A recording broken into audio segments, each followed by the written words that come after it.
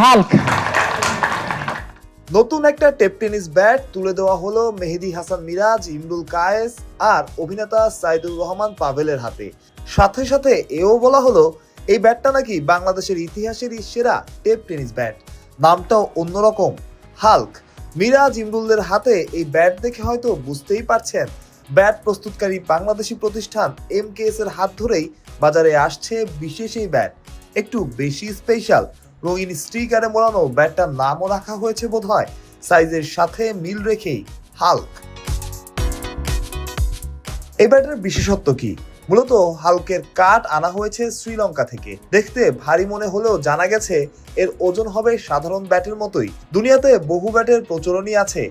পাকিস্তানের নাগিন যেমন টেপ টেনিসের জন্য বিখ্যাত, শেপের কারণেই সেই ব্যাট আলাদা। বাংলাদেশের হাল্ক নিজের বিশেষত্বেই নজর কাড়বে। প্রথম দেখাতেও মনে হয়েছে বেশ আকর্ষণীয়।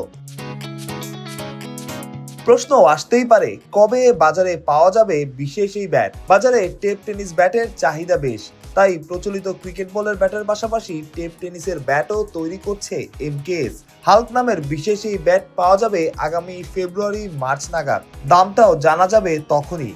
তবে এবারই নতুন নয়, অনেক আগে থেকেই টেপ টেনিসের ব্যাট তৈরি করছে এমকেএস। কখনো প্রশংসা হয়েছে, কখনো বা সমালোচনা। তবে সেই সমালোচনা কাটিয়ে উঠতে চেষ্টা করেছে বারবার। এমকেএস এর বিশেষত্ব বোধহয় এখানেই। একটা সময় ব্যাটে আকর্ষণ মানেই ছিল বিদেশি ব্র্যান্ডের ব্যাটগুলো। তবে এমকেএস বাংলাদেশে একটা বিপ্লব ঘটিয়েছে। বিদেশি ক্রিকেটাররাও এমকেএস দিয়ে খেলেন। হয়তো স্টিকার আলাদা হয়, তবে তারা এই দেশে এলে তাদের পছন্দ মতো ব্যাট তৈরি করে নিয়ে যান এমকেএস থেকে। এমন অনেক ক্রিকেটারই আছেন। এমকেএস এর নতুন সংযোজন হাল্কের মাঠের পারফরমেন্স কেমন হয় সেটাই এবার দেখার পালা। মাহফুজ প্রত্যয়, বিডি ক্রিক টাইম।